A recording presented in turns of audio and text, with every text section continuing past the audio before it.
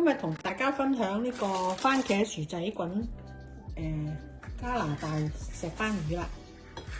咁我個石斑魚咧就已經喺超市嗰度咧去幫我炸埋啦，咁就唔使自己搞到一屋油煙啦。我哋俾啲薑啦，但係我呢度咧係3磅嘅魚。即係大約3磅嘅魚啦，咁番茄有5、6個啦，薯仔有5、6個啦。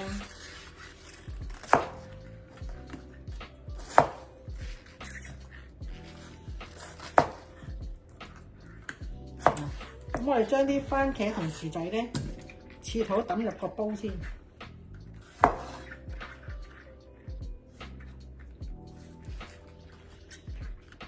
將佢切4個啦，番茄。